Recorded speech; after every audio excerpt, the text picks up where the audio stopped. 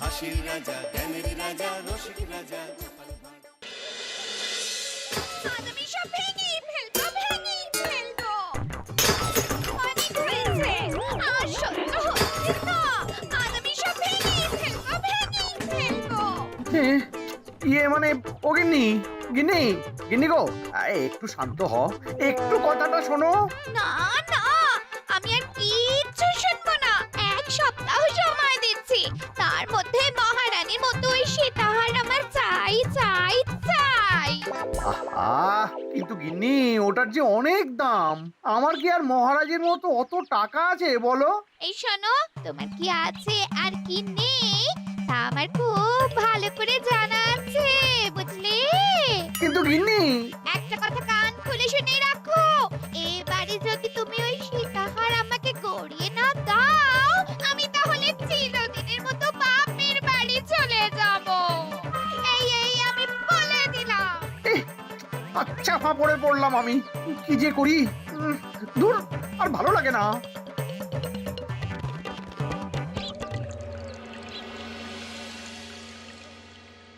আজকে তোমাদের সকলের কাছে আমার একটা প্রশ্ন আছে। বলুন মহারাজ।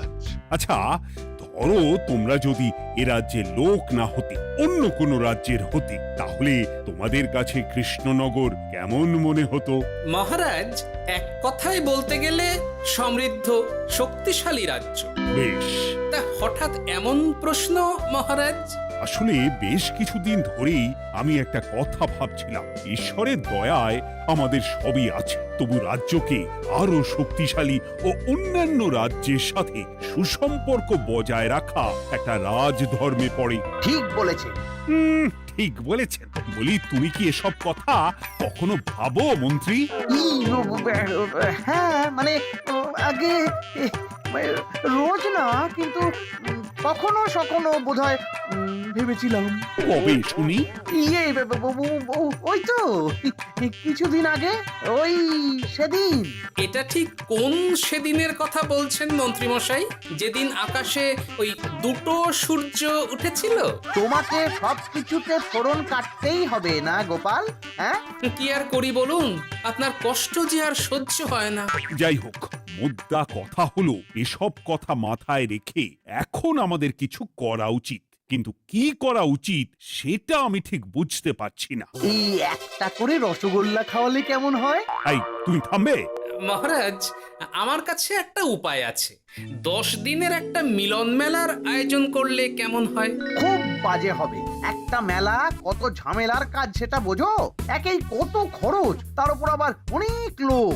মোটেই না, এটা তো দারুণ বুদ্ধি দিয়েছো গোপাল। এমন কিছুই তো চাইছিলাম। দূর, আর সবকিছুই আমার বিপক্ষে মনে হয়। দিনটাই খারাপ, আমি বরং চুপই থাকি। তাহলে সবাই শোনো, 1 সপ্তাহ পর কৃষ্ণনগর এক বিরাট বড় মিলন মেলার আয়োজন করছে, আর তার জন্য লোকজনকে নিমন্ত্রণ করার কাজ দেখবে গোপাল। যথাজ্ঞা মহারাজ। আর মন্ত্রী, ভালো করে শুনে রাখো, মেলা প্রাঙ্গণ সাজানো, ঠিকঠাক নিরাপত্তা, এসব তোমার দায়িত্ব। আচ্ছা, কিন্তু বলছিলাম যে সবকিছু ভালো করে করতে গেলে খরচও তো। ওসব নিয়ে তোমাকে চিন্তা করতে হবে না। যত খরচই হোক আমাকে বলো, আমি দেব। আরে বাস, তো দারুণ ব্যাপার। এই ফাঁকে যদি কিছু আমারও লাভ হয়ে যায়, তাহলে গিন্নির গলার হারটার কিছু একটা করতে পারবো। বেশ, তাহলে প্রত্যেকে নিজেদের কাজ শুরু করে দাও।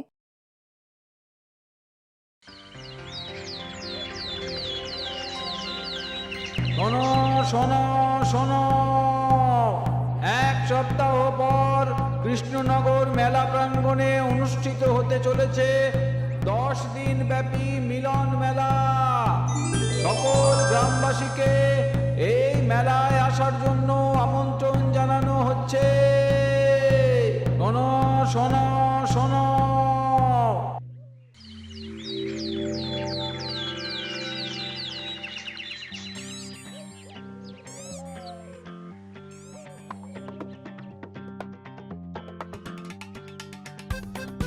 বাহ বাহ বাহ, ঠিক যেমনটা চেয়েছিলাম তেমনটাই হয়েছে। আর এসব কিছুর জন্য আমি গোপালকে ধন্যবাদ জানাতে চাই। কি যে বলেন মহারাজ, এই কৃষ্ণনগর তো আমার নিজেরই পরিবার। সেসব আমরা খুব ভালো করেই জানি গোপাল। আদিক্ষেতা একেবারে উতলে পড়ছে, এসব দেখে গা জ্বলে যায়। তোমার এই এত ভালো বুদ্ধি দেওয়ার জন্য আমি তোমাকে 50টি স্বর্ণমোহর উপহার দিতে চাই। এটা কি হলো? এরকম হলে কিন্তু আমি খেলবো না। কেন মন্ত্রী, তোমার আবার কি হলো? আমিও তো মেলার আয়োজন করেছি, তাহলে গোপাল একা কেন উপহার পাবে? সে তো মেলার জন্য অনেকেই কাজ করেছে, কিন্তু আসল বুদ্ধিটা তো দিয়েছে গোপালই। মন্ত্রী মশাইয়ের বোধহয় খুব হিংসা হচ্ছে। ঠিক আছে মহারাজ, আপনি বরং এই উপহার সকলের সাথে ভাগ করে দিন। না গো, কোনো ভাগ চাই না, তোমার উপহার তুমিই রাখো। যত সব।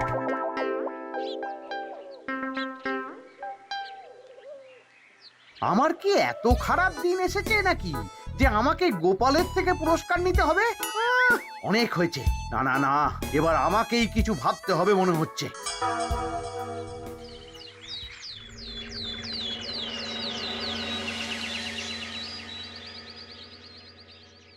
আমার আমার সব শেষ হয়ে গেল গো, সব শেষ হয়ে গেল। এবার এবার আমার কি হবে? মহারাজ, মহারাজ কিছু একটা করুন, মহারাজ কিছু একটা করুন। চিন্তা করো না, আমি দেখছি যারা দোষী তারা শাস্তি পাবেই। কি শুরু হলো বলো তো হঠাৎ করে? এত বড় বড় চুরি ডাকাতি হয়ে গেল, অথচ কেউ কোনো টেরই পেল না। হ্যাঁ মহারাজ, আসলে রাতের বেলা যখন সবাই ঘুমিয়ে থাকে তখন এই চুরি ডাকাতিগুলো হয়, তাই কেউ কোনো শব্দ পায় না। ভালো করে অনুসন্ধান করো, যে বা যারা এই কাজ করছে তাদের যত তাড়াতাড়ি সম্ভব ধরে ফেলতে হবে, নইলে তো আমাদের প্রজাদের অনেক ক্ষতি হয়ে যাচ্ছে। হ্যাঁ মহারাজ, আপনি কোনো চিন্তা করবেন না। কোথায় আনন্দ করে সব প্রজারা মেলা ঘুরবে তা নয়, আবার এই উটকো ঝামেলা। একটা কথা বলছি, কিছু মনে করবেন না। আসলে এই ঝামেলার কারণ হলো গোপাল। আমি ঠিক জানতাম কোনো না কোনো ভাবে আপনি আমাকে দোষ দেবেন। সত্যি তো, এসবের সাথে গোপালের কি সম্পর্ক? ওরই তো সম্পর্ক আছে মহারাজ। মেলা শুরু হলো আর তার সাথে চুরি ডাকাতিও। আর যদি গোপাল মেলার বুদ্ধিটা না দিত তাহলে রাজ্যে এত চুরি ডাকাতিও বাড়তো না। মানছি মন্ত্রী মশাই, মেলার বুদ্ধিটা আমার, কিন্তু মেলার নিরাপত্তা রক্ষা তো আপনার দায়িত্ব ছিল। যদি মেলা থেকেই এই ঝামেলা শুরু হয় তাহলে তো আপনার কাজেও ফাঁক আছে। মুখ সামলে কথা বলো গোপাল। আহ, তোমরা একটু থামবে? এখন নিজেদের মধ্যে ঝামেলা করার সময় নয়। সবাইকে একসাথে কাজ করে আসল চোর ডাকাতদের ধরতে হবে, তারপর বোঝা যাবে কার দোষ ছিল আর কার নয়। আগে মহারাজ।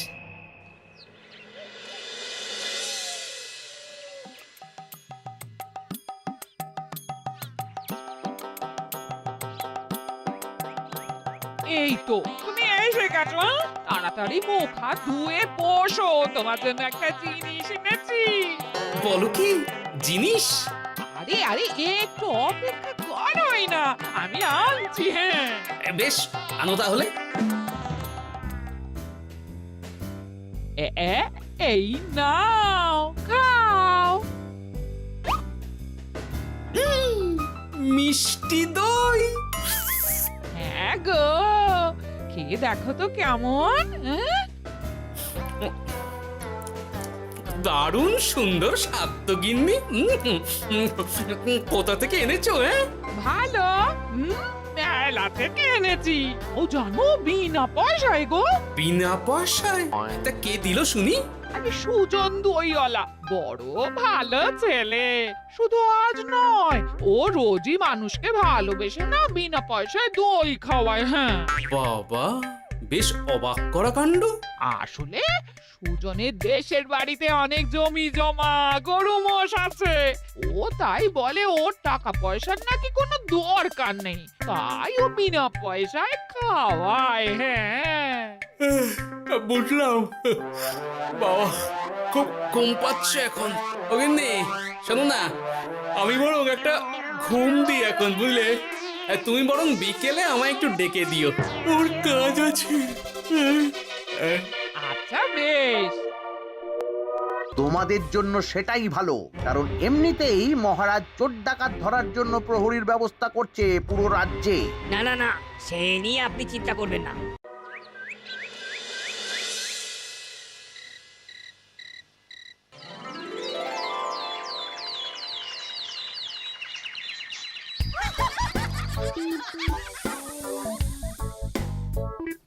কই গো, ওরে আর কতক্ষণ ঘুমোবে? সকাল তো হয়ে গেল। সে কি গিন্নি, সকাল? তোমাকে যে আমি কতবার বললাম আমাকে বিকেলে ডেকে দেবে। তা বলি কবেকার বিকেল? গতকালে না আজকে? তা তোমার বুদ্ধিতে কি বলে গিন্নি? আমার বুদ্ধি নিয়ে কথা বলো, আগে নিজের ঘুমকে দেখো। গতকাল বিকেল থেকে ডেকে ডেকে গলা ব্যথা হয়ে গেল, কিন্তু ওনার ঘুম আর ভাঙে না। হতেই পারে না। পারে না? ওদিকে কাণ্ড দেখো, রাতের খাবার পর্যন্ত পড়ে আছে। হ্যাঁ, আজব কাণ্ড। যাই হোক, অনেক দেরি হয়ে গেছে বুঝলে, আমাকে এক্ষুনি রাজসভার জন্য বেরোতে হবে।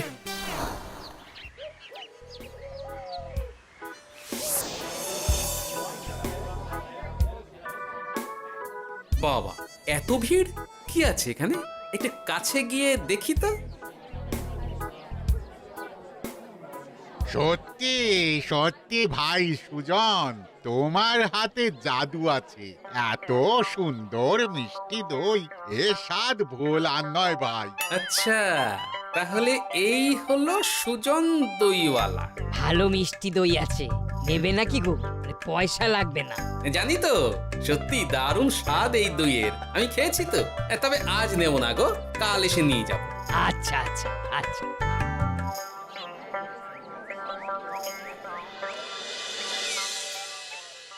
আর কোনো নতুন খবর পেলে ওই ডাকাতদের ব্যাপারে? না মহারাজ, এখনো ঠিক ধরতে পারিনি। ওরা বোধহয় বুঝতে পেরে গেছে যে আমরা খোঁজ করছি।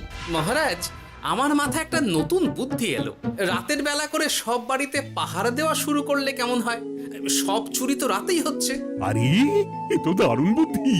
কিন্তু মহারাজ, আমাদের রাজ্যের প্রহরীরা রাতের বেলা কি করে পাহারা দেবে?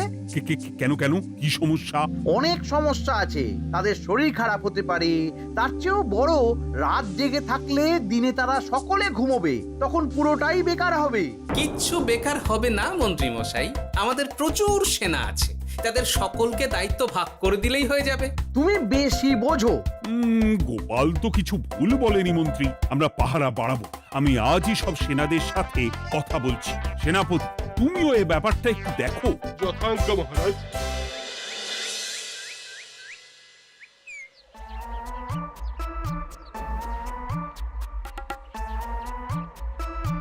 চোর ডাকাতদের ধরার জন্য যদি একটা সূত্রের হদিশ পাওয়া যায় তাহলেই কেল্লা ফতে, কিন্তু সেটাই পাওয়া যাচ্ছে না বলেই এত সময় লাগছে। আরে, ওটা মন্ত্রী মশাই মনে হচ্ছে না? আড়ালে দাঁড়িয়ে এরকম কার সাথে কথা বলছে? এবার আমি যা বলছি ভালো করে শোনো। আজ রাতে মেলার পিছনের দিকে যে মাঠটা আছে সেখানে চলে এসো। বাকি কথা ওখানেই হবে। এই জায়গা নিরাপদ নয়। বেশ রহস্যজনক ব্যাপার। মেলার পিছনের মাঠ বললো না? রাতে আমাকেও দেখতে হবে কি হয় সেখানে।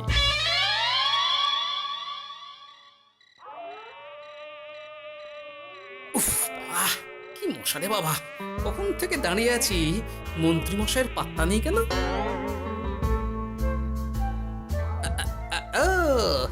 ওই তো চলে এসেছে। এই যে আমার সোনার হারটা কই? হ্যাঁ, পই পই করে বলেছিলাম আমার ওটা চাই। আগে কি আর বলি বলুন তো, ওই হারটা আমাদের দলের প্রধানের খুব পছন্দ হয়ে গেছে, তাই কোনোভাবেই ওটা দিতে পারলাম না। কি এত বড় সাহস! আমার বলার পরেও তুমি এরকম করলে? বড় ভুল হয়ে গেছে মন্ত্রী মশাই, এবারের মতন ক্ষমা করে দিন, আর হবে না, এই কথা দিচ্ছি। তোমাদের জন্য সেটাই ভালো, কারণ এমনিতেই মহারাজ চোর ডাকাত ধরার জন্য প্রহরীর ব্যবস্থা করছে পুরো রাজ্যে। না না না, সে নিয়ে আপনি চিন্তা করবেন না। আমাদের ধরা পড়ার কোনো সুযোগই নেই, কারণ যে পরিমাণ ওষুধ আমি আমার দইতে মিশিয়ে দিই সেটা একবার যে খাবে মরার মতন ঘুমোবে। বাহ বাহ বাহ, সে তো খুব ভালো। করো করো। তার কোনো নতুন খবর পেলে? মেলা তো শেষের দিকে। হ্যাঁ পেয়েছি, পাশের গ্রামের বলরাম নামে এক বড় মহাজন আছে। পরশু তার মেয়ের বিশাল ধুমধাম করে বিয়ে। শেষ একটা বড় দান মারতে পারলেই আপনার আমার দুজনেরই শান্তি। আচ্ছা, এই ব্যাপার তাহলে হ্যাঁ? এসব কিছুর পেছনে মন্ত্রী জড়িত। এইবার বুঝতে পারছি কেন রাতের পাহারাতে ওনার এত আপত্তি ছিল। কিন্তু ওই লোকটা কে? ঠিক আছে, এখন যাও, একটু সাবধানে কাজ করো আর আমার পাওনাটা ঠিকঠাক দিও, কেমন? সে কি সুজন দইওয়ালা?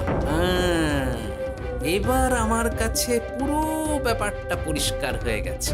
না, কালই মহারাজকে সব জানাতে হবে, আর এদের হাতে নাতে ধরার জন্য একটা উপায় ভাবতে হবে।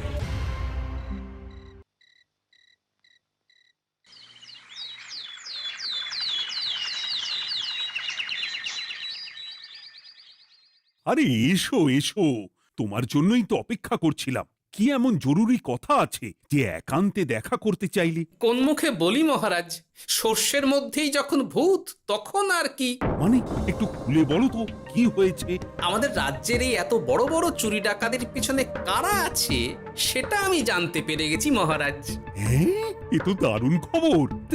তাহলে আমরা এখানে কি করছি? এখনই তাদেরকে গিয়ে বন্দি করি?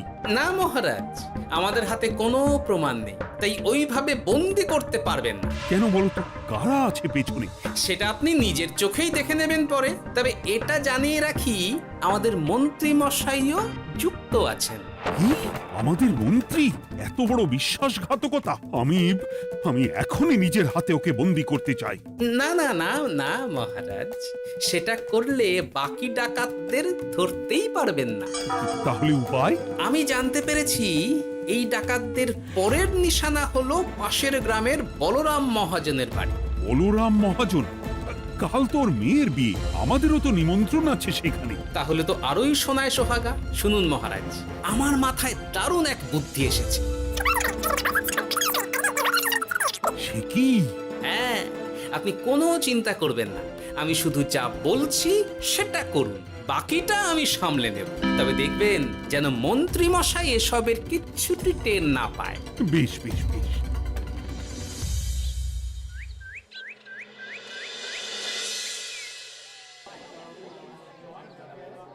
আর তো কিছুক্ষণ, এরপরেই তো সন্ধে নামবে। তোমার সবকিছু তৈরি তো? হ্যাঁ মহারাজ। আরে, মহারাজ আর গোপাল কানে কানে এত কি কথা বলছে? আমাকেও জানতে হবে সেটা। ওই যে আসছে মরকটটা, আমার আর ওকে এক মুহূর্ত সহ্য হচ্ছে না। মনে হচ্ছে গুদুম গুদুম করে ওর মাথায় গাঁটটা মারি। শান্ত হন মহারাজ, দয়া করে শান্ত হন আর একটুখানি। তারপর আপনি মন্ত্রী মশাইয়ের সাথে যা ইচ্ছে করবেন। ওর আমি বরং অন্যদিকে যাই, মুখ দেখলেই আমার মাথাটা গরম হয়ে যাচ্ছে। সেই ভালো। কি হলো ব্যাপারটা? যাই হোক, আর তো কিছুক্ষণ, তারপর আমার বিশাল লাভ হবে। বরং ততক্ষণ আমি পেট পুজো করি।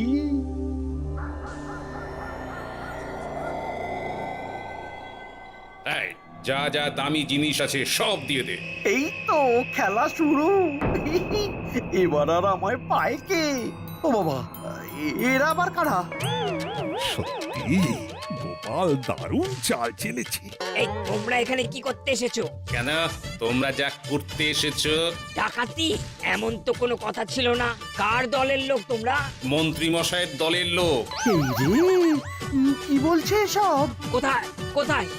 এই মন্ত্রী মশাই, এই কি বলছে এরা? আপনি দু নৌকোয় পা দিয়ে চলছে, আমরা থাকতে আপনি আরো এক ডাকাতের দলের লোককে ডেকেছেন। কি মন্ত্রী? শেষে কিনা তুমি? কি খেয়েছে রে, আর বোধহয় বাঁচতে পারবো না। কই, চুপ কেন? বলুন, মন্ত্রী মশাই সোনার হার ডাকাতি করে আপনাকে দেওয়ার জন্য এখানে ডেকেছেন। কি সোনার হার? আমাকেও তো একই কথা বলেছে। আপনি আমাদের থেকে খবর নিয়ে অন্য দলকে কাজ দিয়েছেন। না না, মিথ্যে কথা। কিসের মিথ্যে? আপনি ছাড়া তো আর কেউ জানতো না এখানের কথা। না গো, আমি শুধু তোমাদেরকেই কাজ দিয়েছি একদম শুরু থেকে। আর কোনো ডাকাতের দলকে আমি চিনি না। আমি তো নিজেই প্রথম শুনছি। মন্ত্রী, লজ্জা করে না তোমার? তুমি আমার প্রজাদের এইভাবে ঠকাচ্ছিলে। ইয়ে মানে মহারাজ, আমি আসলে অনেক হয়েছে মন্ত্রী মশাই, আপনি ধরা পড়ে গেছেন। প্রহরী, বন্দি করো সবাইকে, আর মন্ত্রীকেও। আমাকে ক্ষমা করে দিন মহারাজ, আমি ইচ্ছা করে এটা করিনি। আসলে আমার গিন্নি কদিন ধরেই মহারানীর সীতাহারের মতো দেখতে হার বায়না করেছে। তার জন্য তুমি নিজেদের লোকেদের থেকেই চুরি করবে? আর কি করব বলুন, এক সপ্তাহের মধ্যে হার না দিলে বাড়ি ছেড়ে চলে যাবে বলেছে। তাই আমি এখন আপনি যেটা করেছেন সেটা যদি আপনার গিন্নি জানতে পারে তাহলেও বাড়ি ছেড়ে চলে যাবে। শাস্তি তো তোমাকে পেতেই হবে মন্ত্রী। আয়, কে আছো?